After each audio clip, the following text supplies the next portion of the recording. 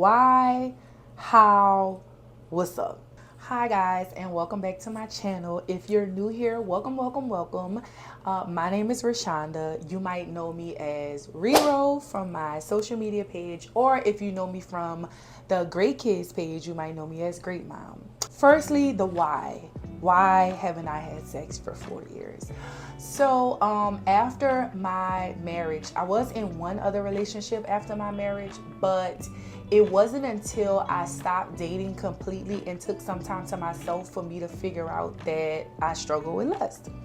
How do you know if you have a problem with lust? People who tend to have a problem with lust like over sexualize people and experiences. They use sex as a way to control depression, anxiety, childhood trauma, unmet adult needs, unresolved trauma, boredom, loneliness, like you name it. Try to feel like sex make you feel better. If you tend to sleep with several different people, if you're able to have sex with no emotion attached, understand if you struggle with lust. So because I was with the same person for like 15 years, I never felt like I struggled with lust. When we get into like the how, I'm not gonna lie, it's a bunch of prayer and conversations with God, because I know the things that I ask God for in the long term. Now in a regular setting, of course, people are like in relationships, and it's not till something happens that shakes the relationship and y'all stop having sex that you start seeing things that you would have seen if you abstained from sex at the beginning of the relationship.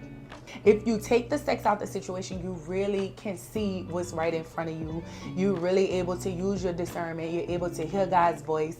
You and God working together to try to figure that thing out, and you're not in it alone. And there's no way that you can get hurt. If you go into something wholeheartedly and you're not sleeping with that person, and you able to be honest with them and keep it 100, it's going to be revealed if they for you or not. Either they're going to meet you with that same energy and it's going to be a match made in heaven, or it's going to be revealed to you that you need to move past it. And trust me when I say, as a person who got dumped like 33 times before they lost their virginity, trust me when I say it is so easy to move on if you never slept with a person.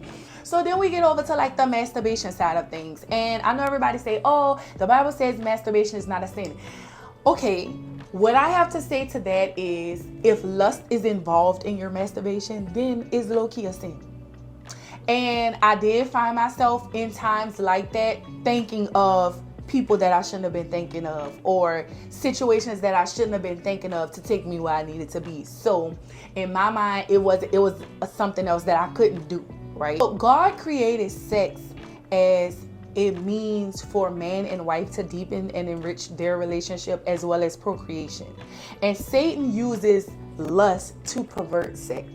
It's so understandable, like when you look at the way God meant it to be after you change your life. Like, it makes sense that you wouldn't sleep with a person before you marry them. And people always say, oh, I gotta test it out. I gotta test it out before we get married. Like, I can't marry somebody and then what if it's bad after that? But it's like when a relationship is God ordained, you just know, like, it's not gonna be bad after that. You just know, like, and you feel so much better that like you save something special just for that person. It's a connection that only y'all have. Your walk will never be easy. God didn't say it was gonna be easy to meet people and try to build meaningful relationships, whether friendships or like relationships with people without sex. And I had to remind myself of that all the time.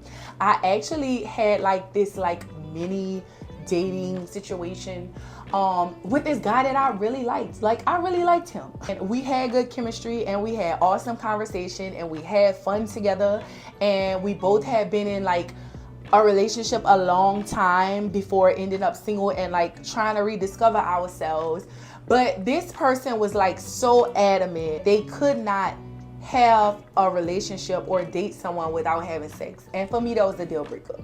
Did it suck? It sucked. I was like, Lord, why would you send somebody that I really could like kick it with and we gotta break up because they can't chill?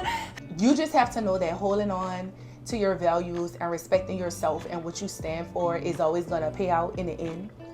Y'all gonna see when I get married again. Like, some people that you run across, they gonna feel like that you're not sleeping with them because you're sleeping with somebody else. People who cheat, these are all excuses that they use.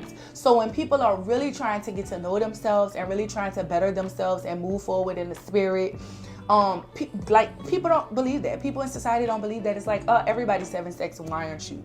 Just in focusing on me, I've seen God open so many other doors in my life, and I could not be like more grateful for that. So I do think in the future that I would get married again. I do think that I would have sex again before I die. So it's just not this dire thing. Like, and when you really think about it, when you do everything that it takes to be the best you, keeping up with your health and exercising and like working on your mental health and being the best parent that you can and learning something new every day, and then work and bills, when you have all those things to focus on, sex is really the last thing you're thinking about anyway. I come home tired every day. It's not at the forefront of my mind. Like, and even my peers will make fun of me for that. Like, other people I hang with my age are like, what? Like, you ain't even trying to get a little? And it's like, no, I'm good.